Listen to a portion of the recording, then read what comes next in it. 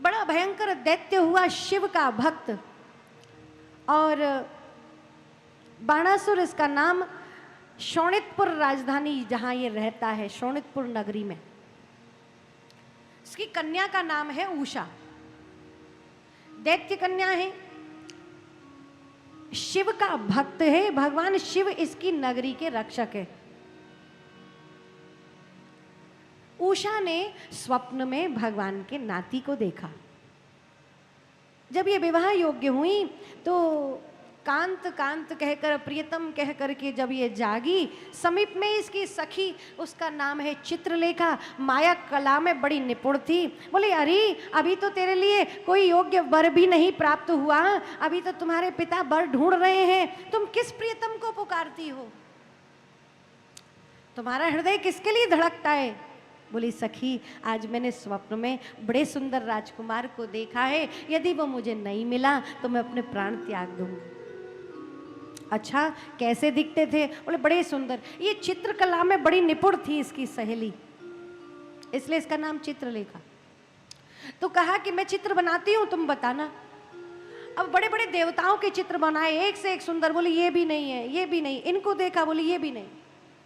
तो कहा कि यदुवंश सौंदर्य की खान है, भगवान कृष्ण का चित्र बनाया।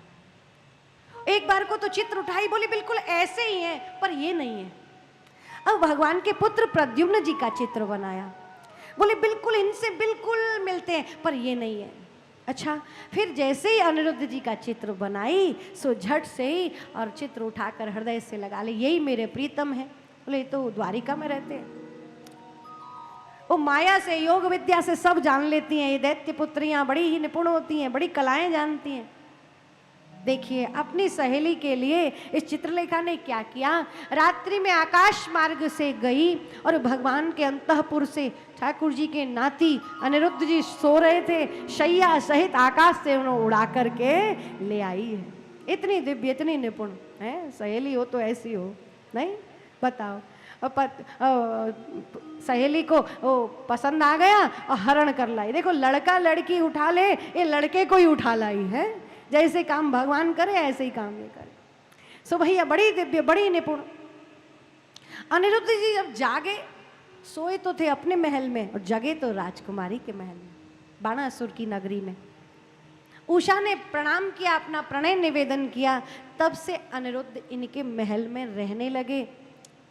जब ये सूचना बाणासुर को मिली कि तुम्हारी कन्या के कक्ष में कोई पुरुष अवश्य है, झट से आए, देखा चौसर खेल रहे थे। अब तो युद्ध होने लगा, दोनों में युद्ध।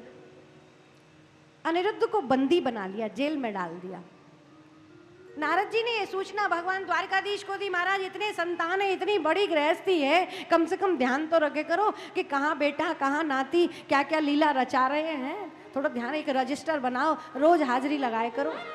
कै नंबर को बेटा कहाँ है, कौन सो नाती कहाँ है, पता होना चाहिए सब।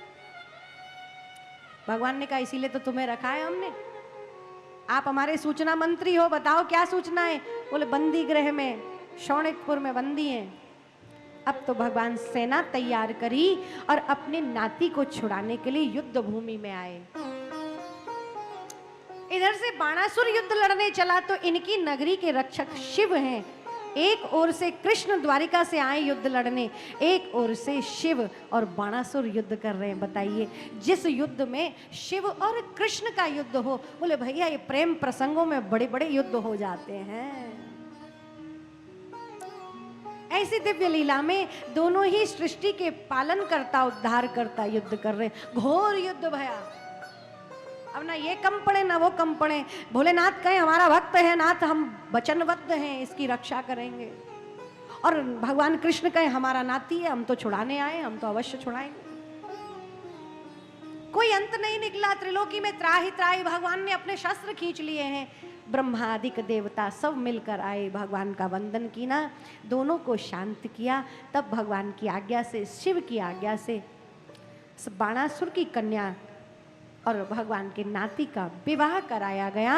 और भगवान अपने नाती और पौत्र वधू को लेकर द्वारिका आए। ये रोचक विवाह प्रसंग, ये भगवान के नाती का चरित्र शुकदेव भगवान ने राजा परीक्षित को सुनाया।